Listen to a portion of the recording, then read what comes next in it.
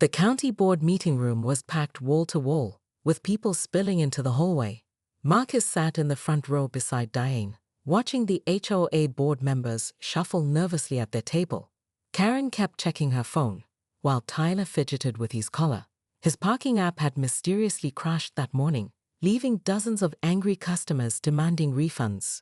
Channel 7's Lisa Martinez sat in the corner, her cameraman positioning for the perfect shot. Her three-part exposé on HOA corruption had been airing all week, turning this mundane county meeting into must-see drama. The hashtag Chen warehouse scandal was trending locally. Before we begin, Diane announced, standing with practiced confidence, "I'd like to present evidence of systematic corruption, illegal business operations, and insurance fraud." She nodded to Marcus, who wheeled in 3 boxes of documents. "We've also prepared a digital presentation." The display screen lit up with security footage showing the progression of the warehouse takeover. Gasps filled the room as financial records appeared, showing the money trail from Tyler's parking app to offshore accounts. Karen's face turned pale when her emails about the parking opportunity flashed on screen. Furthermore, Diane continued, "We have documented 47 cases of insurance fraud involving deliberately damaged vehicles stored in Mr. Chen's warehouse." She played a clip of the HOA president's son directing a luxury car into the warehouse late at night, followed by insurance claim documents filed the next day for the same vehicle, claiming it had been stolen and destroyed. The fire marshal stood up next. "Those unauthorized electrical installations created severe safety hazards. We're looking at multiple code violations." He turned to the board members. "You're lucky nothing caught fire." Marcus watched satisfaction spread across Sarah Chen's face as her testimony about the counterfeit goods operation played on screen. Mike Rodriguez smiled grimly when the free forced servicing of board members' vehicles was exposed. Other business owners nodded in solidarity. The HOA board's lawyer tried to interject, but Tyler suddenly stood up. "Wait," he said, voice shaking. "I want to make a statement." Despite his father's attempts to silence him, Tyler detailed how the scheme had started as simple parking exploitation, but grew into something darker. "Dad said no one would notice," he admitted. "He said Mr. Chen was too busy with his failing business to fight back." The county commissioners didn't need much time to deliberate. The HOA board was immediately dissolved, with criminal investigations pending. Karen was led out by officers after attempting to delete evidence from her phone. The president faced multiple fraud charges, while Tyler agreed to cooperate with authorities. But Marcus's victory came with unexpected benefits. His warehouse's story had caught the attention of Safe Space Storage Solutions, a national company looking to demonstrate their new automated security system. "Your documentation of this situation was impressive," their CEO told Marcus. "We'd like to partner with you on a new venture." The partnership transformed Chen Global Imports into a model of modern warehouse management. The loading bay was retrofitted with state-of-the-art security features, and his import business expanded to include secure storage solutions for neighboring businesses. The new HOA board, led by a retired judge named Gloria Washington, implemented strict oversight measures. "We're here to serve the community," she declared, "not exploit it." The parking app was replaced with a legitimate parking management system, with proceeds benefiting local business development. Jimmy's food truck. It became a legal operation, properly licensed and permanently stationed in a newly created food court area. From illegal tacos to local favorite, Lisa Martinez reported in her follow-up story, a testament to positive change. Marcus kept a small memento from the ordeal, the original Chen's premium parking sign, now hanging in his office beside his expanded business licenses. Below it, a framed letter from the county board praised his role in exposing corruption and fostering community improvement. "You know what's ironic?" Diane mentioned during the grand reopening celebration. "They thought they could take advantage of your failing business, but their scheme ended up making you more successful than ever." Marcus smiled, watching his newly hired staff directing legitimate deliveries through the automated loading bay. "Sometimes," he replied, "you have to hit rock bottom to build something better." Marcus wasn't about to go down without a fight. He hired Diane Martinez, a former HOA board member turned attorney who specialized in property disputes. She had a personal vendetta against corrupt HOA boards and took his case with gleaming eyes, saying, "Oh honey, we're going to have fun with this one." When Diane walked into his office, she brought a stack of files that made Marcus's eyes widen. 3 years ago, I was forced off the board for questioning their financial practices, she explained, spreading documents across his desk. I've been collecting evidence ever since. Your warehouse situation, it's just the tip of the iceberg. Together, they orchestrated a brilliant plan. Marcus used his import connections to install a high-tech Korean security system that not only logged license plates, but also captured crystal-clear facial recognition data. His contact, Mr. Park, threw in a bonus feature, AI-powered cameras that could calculate exact parking duration and occupancy patterns. The system logs everything to a blockchain, Mr. Park explained during installation. They can't delete or alter any records. Every car, every payment, every illegal activity, it's all permanently recorded. Marcus also discovered something interesting through his delivery drivers. The food truck wasn't just selling tacos, it was operating without proper permits and health inspections. The owner, Jimmy Martinez, no relation to Diane, turned out to be the brother of Channel 7's star investigative reporter, Lisa Martinez. "Let me get this straight," Lisa said when Marcus contacted her. "The HOA is running an illegal parking operation. My brother's operating an unauthorized food truck, and the board president's son is profiting from all of this." Her eyes lit up. "Give me 48 hours. While Lisa worked on her expose, Marcus and Diane dug deeper. They found that Tyler's parking app wasn't just processing payments. It was operating as an unlicensed business entity, evading taxes, and violating multiple zoning laws. The AED strips had been installed without electrical permits, creating significant fire hazards. Marcus reached out to other business owners in the complex. He wasn't the only victim. The HOA had been strong-arming several others.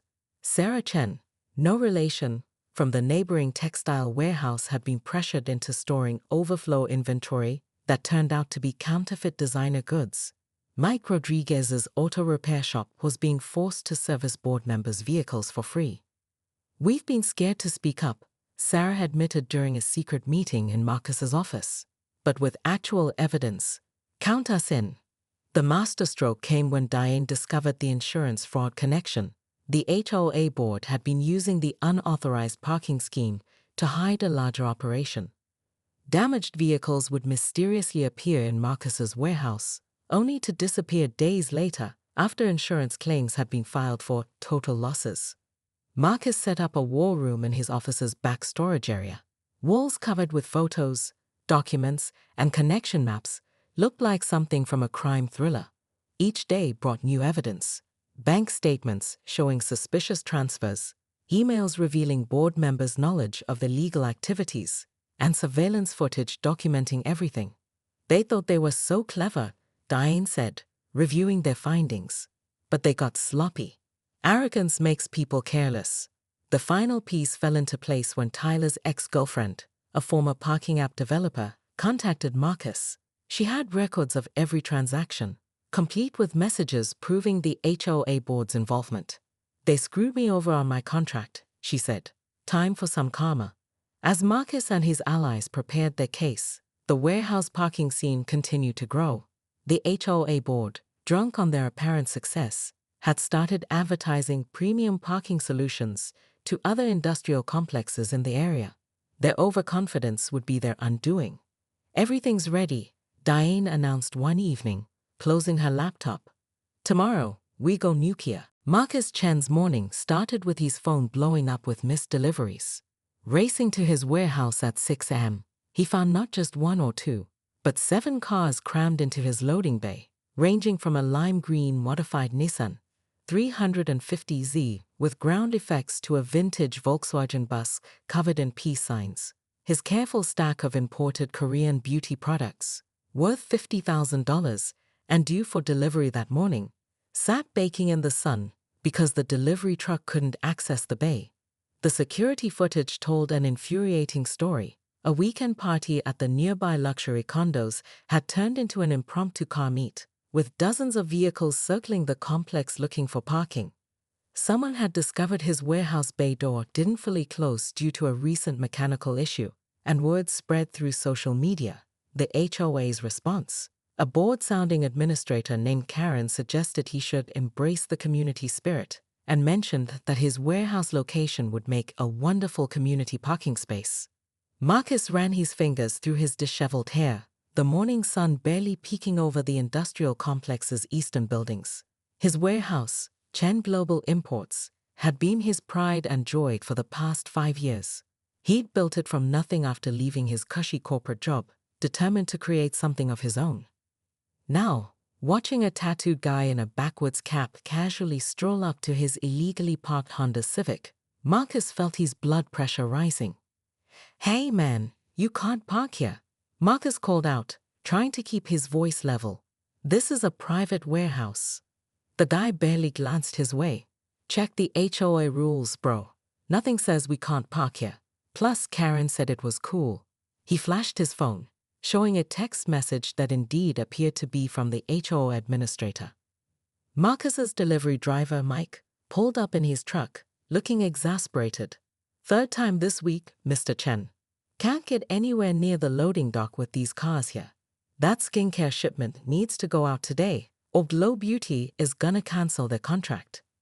The contract with Glow Beauty had taken Marcus 6 months to secure. They were his biggest client, and losing them would mean laying off at least 2 employees. He watched helplessly as Mike attempted to maneuver around a lifted Jeep Wrangler that was taking up enough space for 3 normal vehicles. Inside his office, Marcus pulled up the HOA regulations on his computer. The document was a maze of legal jargon and vague stipulations. His warehouse was in Zone C of the mixed-use development, which technically fell under shared community spaces during non-business hours. Someone had clearly found this loophole and run with it. His phone buzzed again, another text from Karen. "Mr. Chen, perhaps this is an opportunity to monetize your unused space during off hours. Many residents have expressed interest in a permanent parking arrangement. The HOA board would be happy to discuss terms." Marcus's jaw dropped. They weren't just allowing this, they were trying to profit from it. A quick scroll through his neighborhood's Facebook group revealed dozens of comments about the awesome new parking spot at Chen Global Imports. Someone had even created an event for next weekend, late-night car meet at Chen's. The final straw came when he spotted a familiar Mercedes in the security footage, belonging to none other than Karen's daughter. The pieces were starting to fall into place, and Marcus realized this was no accident. The HOA hadn't just allowed this situation, they had orchestrated it. As he watched another car pull into his loading bay, Marcus reached for his phone. He had 3 missed calls from Glow Beauty's operations manager, 2 from his insurance company, and 1 from his landlord. This wasn't just about parking anymore. It was about survival. His business, his dream, was being threatened by entitled residents and a corrupt HOA board who saw his warehouse as nothing more than a convenient solution to their parking problems. It was time to fight back, but first, he needed to understand exactly what he was up against. The situation spiraled into chaos faster than Marcus could have imagined.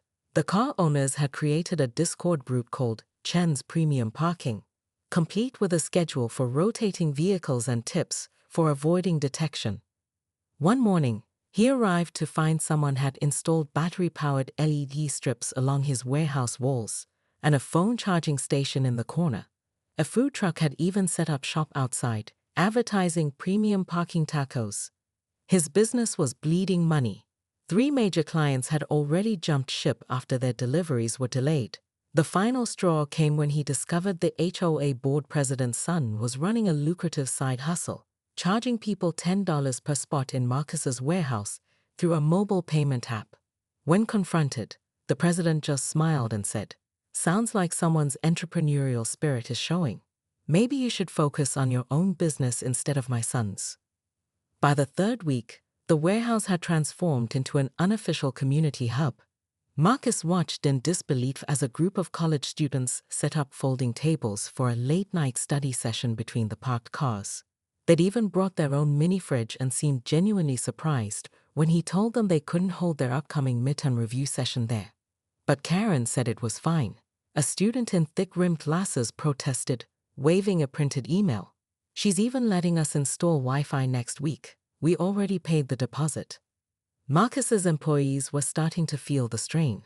Sarah, his inventory manager, had to climb over a Dodge Charger's hood to reach the storage racks. Tom, the forklift operator, refused to work after a near miss with a pristine Audi R8 that somehow appeared during his lunch break. The owner had threatened to sue if his baby got so much as a scratch. The Discord group grew to over 300 members.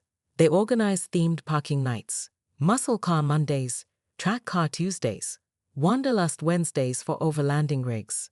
Someone even started a YouTube channel called Chen's Garage Life, which had somehow gained 5,000 subscribers in just 2 weeks. Marcus's attempts to contact higher authorities hit bureaucratic walls.